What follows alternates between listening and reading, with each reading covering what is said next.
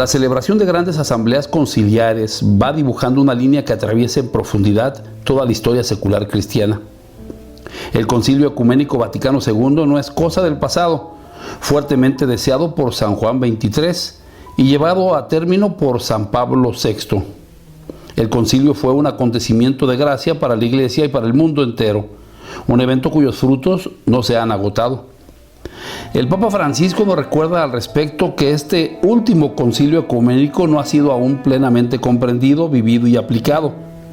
Estamos en un camino y una etapa fundamental de este camino es la que estamos viviendo con el sínodo, que nos pide salir de la lógica del siempre se ha hecho así, de la aplicación de los mismos esquemas de siempre, del reduccionismo que acaba por querer enmarcar todo siempre en lo ya conocido y practicado.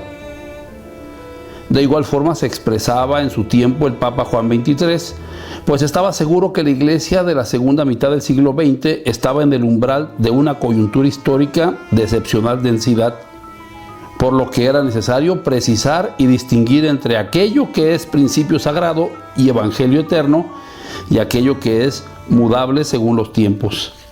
Y con verdadero espíritu profético anunció: estamos entrando en un tiempo que podría llamarse de misión universal.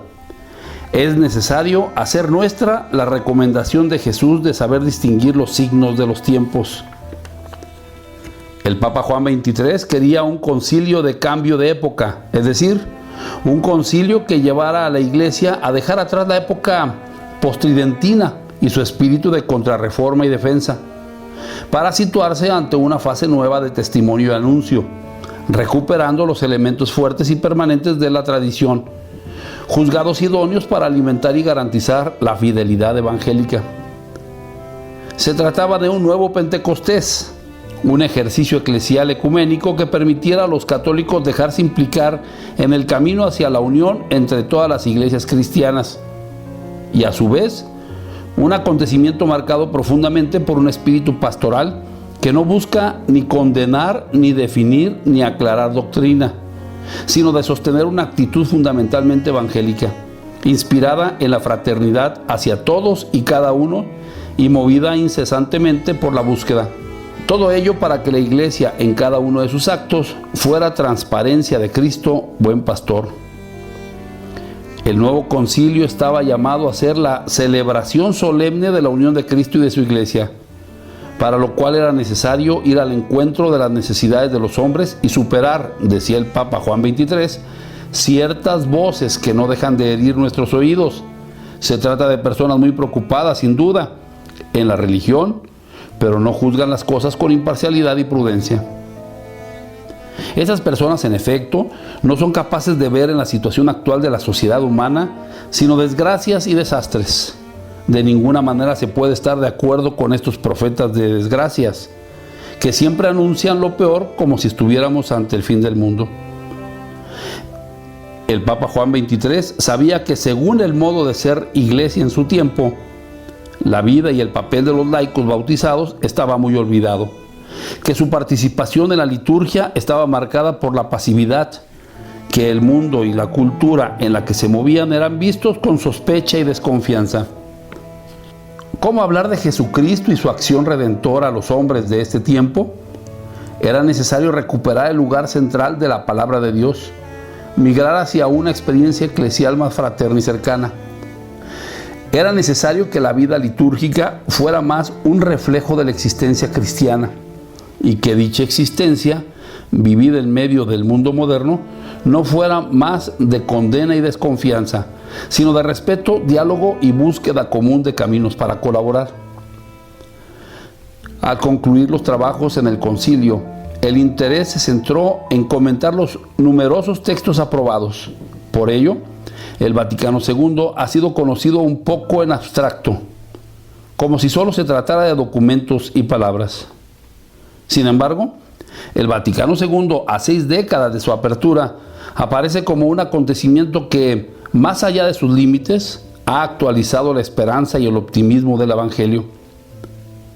Lo que ha caracterizado al Vaticano II ha sido la carga de renovación, el ansia de búsqueda, la disponibilidad para enfrentarse con la historia, la atención fraterna hacia todos los hombres. Hemos recibido mucho del Concilio Ecuménico Vaticano II. Hemos profundizado, por ejemplo, en la importancia del pueblo de Dios, categoría central en los textos conciliares, que nos ayuda a comprender que la Iglesia no es una élite de sacerdotes y consagrados y que cada bautizado es un sujeto activo de la evangelización. No se entendería el concilio ni el actual camino sinodal si no se pusiera la evangelización en el centro de todo. El Papa Francisco nos recuerda que somos testigos pecadores del resucitado y anunciamos al mundo, no por nuestros méritos ni por nuestras capacidades, a aquel que venció a la muerte, a aquel que nos salvó y que nos sigue salvando, resucitando con infinita misericordia. La Gran Asamblea Ecuménica se inspiró en la necesidad de testimoniar y proclamar con nuevas palabras el acontecimiento de la muerte y resurrección de Jesús y su presencia entre nosotros. Había un mundo que se alejaba del cristianismo y mostraba, más que aversión, indiferencia. El concilio nació de este impulso, de esta pregunta: ¿cómo podemos hablar de Jesús a los hombres y mujeres de hoy? ¿Cómo podemos celebrar su gloria con mayor alegría?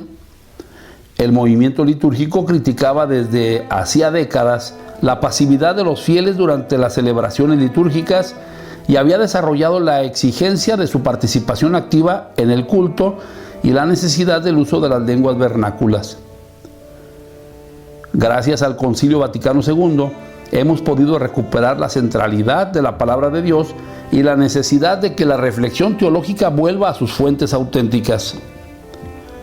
Como parte de nuestro camino sinodal, el Papa Francisco nos invita a repasar la historia del concilio y, sobre todo, vivir el presente del sínodo con un corazón abierto y libre, para hacer resonar en los que nos encontramos la ternura de Dios y su cercanía a todos. Es el modo en que aprendemos a no desanimarnos y a abandonar toda tentación de confiar en nosotros mismos, en nuestras propias proezas y estrategias, para dejar espacio a Él.